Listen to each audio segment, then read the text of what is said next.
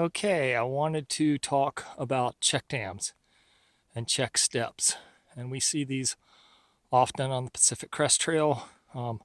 See them on hiking trails for sure. And they are a solution, in theory, to a trail that is eroding. And we see a series of 4 check steps right here. Actually, there's a 5th one right behind me. And these were installed because of some water movement. It's a steepish section for sure. It's kind of running a little bit straight down the fall line here, not on contour. So not perfect design. And these check steps are often, sort of a band-aid, if you will, to try to solve a problem of poor alignment. But as we can see, looking out, water is basically running right over these check dams, these check steps.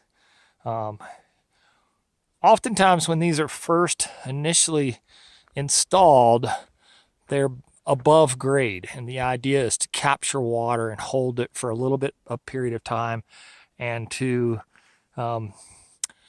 slow release, so it keeps the water from building up a lot of velocity. It doesn't change the volume, but it does change the velocity of water, how fast water can be moving down a given section of trail. And obviously there is a relationship between volume and velocity.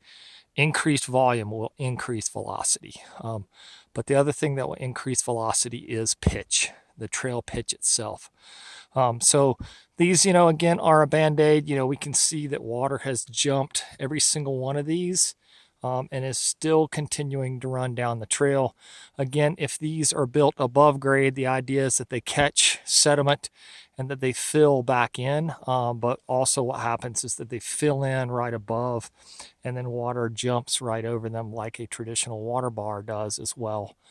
So not a bad solution, but they are not managing water. They're just allowing water to continue to run down the trail itself.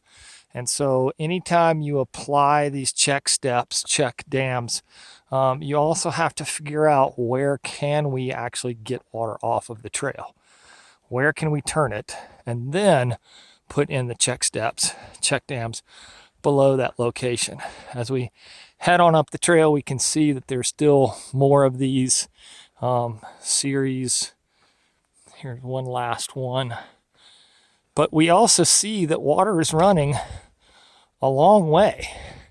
And so the real source of the problem is not back on that steep section of trail. The real source of the problem continues on up the trail. There's nothing that's turning water. Got a little bit of a causeway here for this wet area, but that's not turning water. And so we really need to focus on working up trail and keeping the trail tread watershed as small as possible. The trail itself is one of the big factors in a trail tread watershed, and that's what we see here.